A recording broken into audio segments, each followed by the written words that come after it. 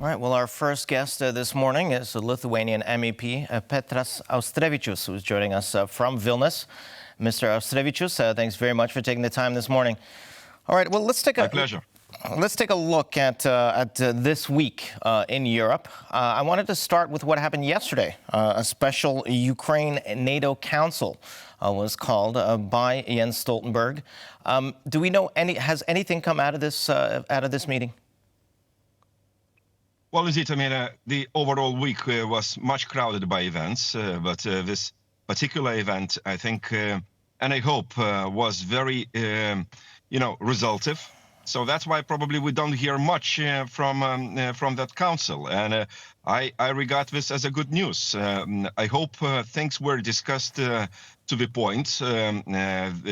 Decisions are made, which are not necessarily yet, announced to the world. But I hope there was an understanding between NATO and Ukraine, how much of the air defense systems are needed, who is in a capacity to provide, and when it will be provided. So I take kind of the silence as a good sign for the time of being.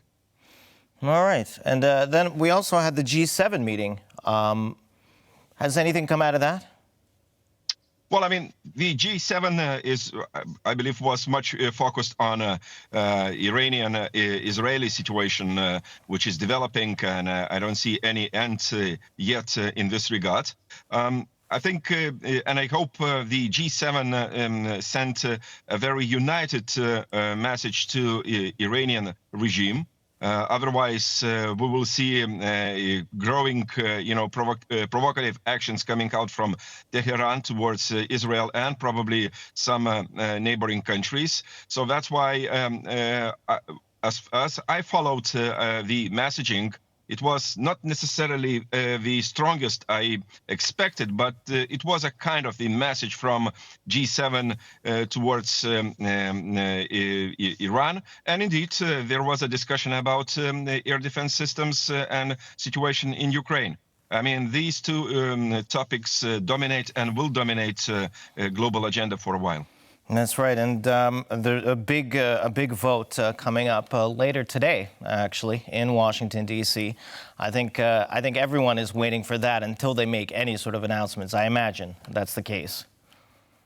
Indeed, and personally, I'm looking for a very final moment of this decision-making process, which was extended, to high risks, and Ukraine was exposed to all that unnecessarily. Ukraine is the one, who pays the price for undecisiveness as well as delay from the West, and in particular from US. So that's why I'm looking forward for the last draft, which will be approved. I'm not sure. We have seen it yet, but I hope will be enough of wisdom as well as political will in Congress, to approve the decision we are waiting for.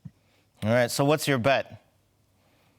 My bet is, well, I'm kind of cautiously optimistic. I believe there was kind of the process, towards this, a long process, I would say unnecessarily extended, but, I believe there is a recognition of the importance of the momentum. Look, I don't know, how much we can, play a game with no cost for the West, but I believe we come to the point when really every second counts. Yep, and if anything good came out of this terrible situation for Ukraine, I assume it's the fact that Western Europe finally at least started to get its act together. Would you agree? Europe is good, especially in words and statements so far. I would encourage the EU in particular to go forward with more tangible, decisions and kind of the actions. I don't see it yet coming. Europe has a lot of defense material itself. who is threatening Luxembourg? Who is threatening the Netherlands or kind of Spain, Spain territory? Not for a while, for the time of being. So that's why I think we can mobilize much more, especially in air defense and probably shells for Ukrainian armed forces in order to defend itself. We're speaking about certain provisions for Ukraine's victory, but look, it's about survival. It's about Ukraine's survival, and only after we will provide Ukraine with everything they ask for, and we must do this, then we can speak about victory. Of course, unfortunately so. All right, well, let's move to Brussels. A lot happening in Brussels this week as well. I wanted to start with an interesting, just a side, kind of a sideshow that happened. It was the National Conservative Conference being closed down by the police. Apparently, it was a decision of the local mayor there. What's your take on this whole situation? Well, it was quite an event in Brussels, I have to admit. It was taking place in Brussels. Some right-wing conservative representatives Europe around came to this place. Even Farage, a known figure from Britain, was taking part. Orban delivered a speech on the outskirts of the European Council meeting in Brussels. Well, I think it was much about election campaign. Kind of trying to mobilize electorate, delivering some speeches. But what indeed Orban said during his intervention, I think it's simply unacceptable. It's a twist of events. It's absolutely a wrong presentation. So I hope there have been not so many provocative speeches like Orban made, but it's a political force which has a certain hope to come up stronger after elections, but I hope, they will be not troublemakers, to the extent they expect, and the mainstream political parties in EU will be able to form a coalition. Yep. Well, certainly. Nonetheless, though, I think it's kind of concerning that we have governments shutting them down. One might not agree with them, but shutting them down is very anti-democratic, and gladly that was turned over. Now let's look at the European Council. What happened there? Did anything come out of these European Council meetings? Sorry. Yes. I think the European Council meeting focused on one of the major issues which will prevail during our campaign. It's competitiveness of the European Union. Mr. Letta delivered his report, which was requested some months before. Well, the paper itself, it's very ambitious.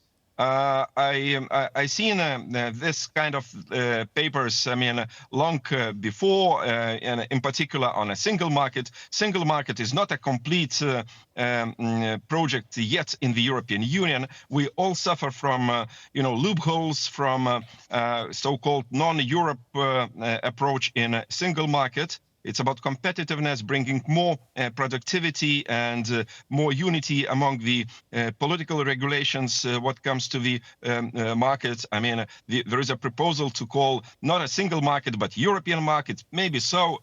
Whatever helps the European economy to be globally competitive and creating jobs in future, everything goes well. There was an exchange as well on situation in Ukraine. Again, I would notice information was not shared, but I believe there was a decision. Mr. Rutte was optimistically silent once he made his interview and been asked by the journalists. So for me, it's a good sign that hopefully Europeans started to move, seeing this level of destruction and indeed increasing pressure, military pressure from the Russian side on Ukraine.